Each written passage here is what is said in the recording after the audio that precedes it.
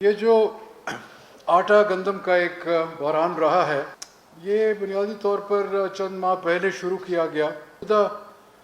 جو گندم کا فصل بویا گیا تھا، آپ کو یاد ہوگا کہ اس کی قیمت ابتدا میں 1360 روپے پر 40 kg رکھی گئی تھی منیمم ایکسپورٹ پرائس، اور پھر فروری میں اس کو بڑھا کر 1400 کر دیا گیا تھا۔ وہ جو ذخیرہ اندوز تھے وہ اس چیز کو دیکھ رہے تھے کہ وہ کس طریقے سے اس کا فائدہ اٹھائے، انہوں نے اٹھایا۔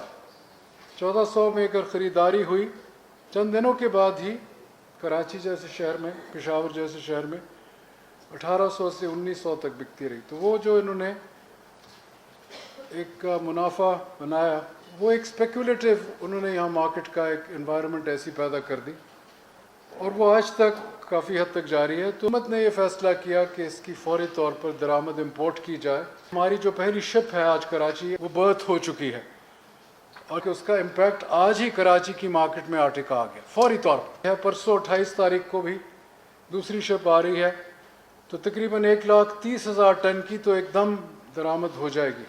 پرائس کیسے فکس ہوتی ہے دنیا میں؟ Law of supply and demand کے تحت انہوں نے یہ فائدہ اس لیے اٹھایا کہ شاید وہ شارٹیج 25 دنوں کی تھی تقریباً، اس کو ابھی سے انہوں نے اس چیز کو بروئے کار لا کر اور یہ منافع خوری شروع کر دی۔ اب جیسے ہی یہ ویٹ آئے گی، اور جو اگلے 2 ماہ ہیں ستمبر کی اینڈ تک انشاءاللہ تقریباً 4,88,000 ٹن 8 شپس جو ہیں وہ پاکستان آ رہی ہیں، کیونکہ پنجاب سرپلس ہے۔ اور پنجاب گورنمنٹ نے ایک خوشائند یہ بہت فیصلہ کیا کہ وہ سٹیبل کرنا چاہیں گے، اور انہوں نے آن سبسڈی جو ان کے پاس ذخیرہ تھا، اس سال انہوں نے تقریباً 40-41 لاکھ ٹن پروکیور کی تھی، اس کے تحت انہوں نے 17,000-18,000 ٹن ڈیلی جو تھا 1475 پہ ریلیز کیا۔